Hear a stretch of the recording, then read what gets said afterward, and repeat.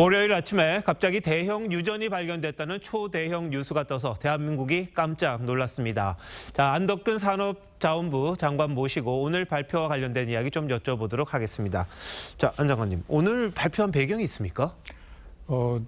저희가 그동안 이제 검증 작업을 계속 해왔었고요.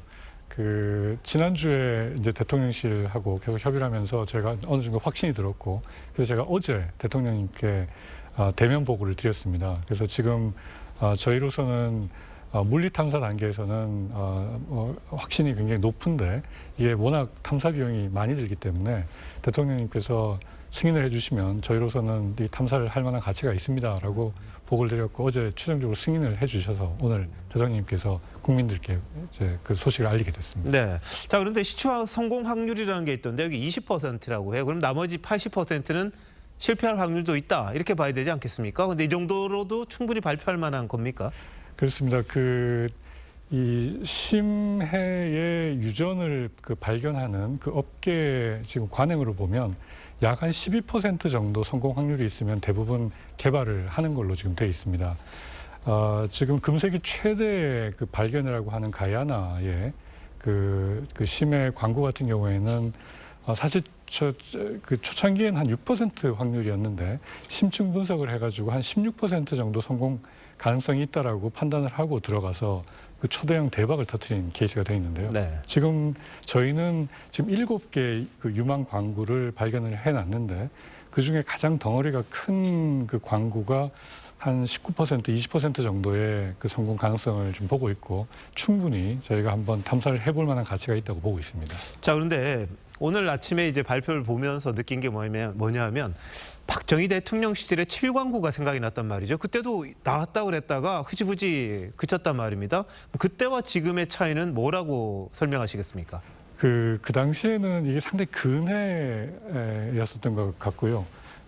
저희가 지금 발견한 데는 심해입니다. 이게 저희가 심해라고 하면은 보통 600m보다 더 깊은 바다를 얘기를 하는데, 지금 저희가 발견한 그 광구 지역은 바다로만 한 1km 정도, 한 1.2km 정도 들어가야 되고, 거기서부터도 한 1, 2km 정도 더 들어가야 되는 심해인데, 예전에는 기술이 개발 기술이 되지 않았고, 지금 이제 기술도 발전이 되고 상당히 이게 경제성 있게 개발을 할 수 있는 수준으로 와 있기 때문에 저희가 지금은 충분히 가능성이 있다고 보고 지금 있습니다. 네.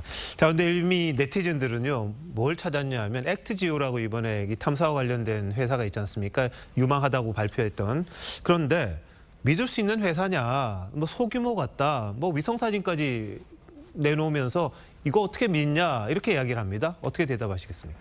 이 유전 개발에 관련되어 있는 기술들은 대부분 글로벌 기업들, 엑스모빌, 쉘, BP 같은 이런 회사들이 내부적으로만 가지고 있고, 이런 탐사하는 회사들이 전문적으로 나와 있는 경우들이 거의 없습니다. 이러다 보니까 우리가 이번에 한 15년 정도 축적한 탐사 자료를 평가를 맡길 만한 기관이 없는데, 상당히 다행히 금세기 최대 발견이라고 하는 이 가야나에 있는 유전을 발견을 했던 그 팀입니다. 소규모로 전문가들 모아가지고 만든 회사가 액트지오라는 회사고요. 자, 근데 액트지오만 믿으신 건 아니죠? 그렇습니다. 어떤 검증 과정을 거치셨습니까? 사실 이 결과가 작년 12월에 나왔는데, 이 시점이 좀 공교로운 게 그때 선거도 또 앞두고 있고, 그렇죠. 그래서 사실은 대통령실에서도 이제 그런 부분에 대해서 상당히 민감하게 이 상황을 봐서 오히려 더 교차 검증이 필요하다라고 해가지고 저희가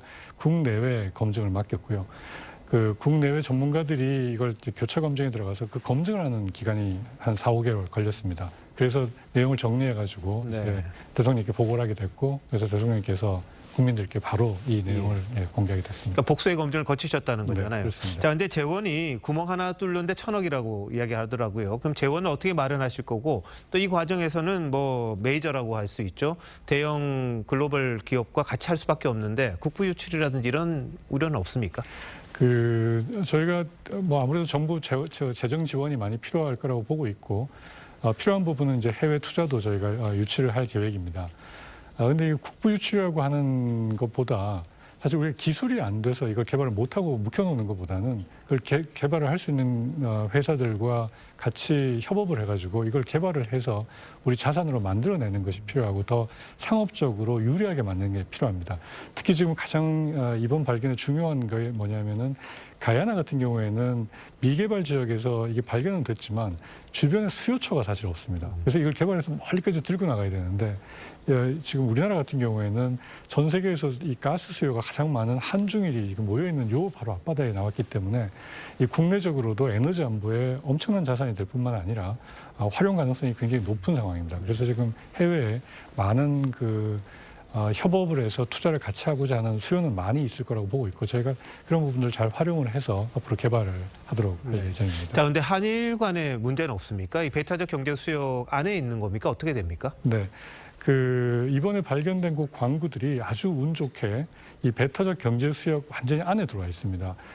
특히나 동해안 쪽에 있는 배타적 경제 수역은 한일 간에 조금 입장이 안 맞는 부분이 있어서 일본이 클레임을 하는 그 영역이 이제 합의가 된 부분보다 더 우리 쪽으로 들어와 있는 부분도 있는데 이제 그 기준으로 하더라도 완전히 우리 쪽 배타적 경제 수역 안에 들어와 있어서 저희로서는 개발하는데 정말 아주 운이 좋은 그런 상황이라고 볼 수 있습니다. 알겠습니다. 자, 이제부터 시작인 것 같은데요. 좋은 결과 국민들에게 선물할 수 있도록 좋게 좀 했으면 좋겠습니다. 오늘 나오셔서 고맙습니다. 최선을 다하겠습니다. 감사합니다.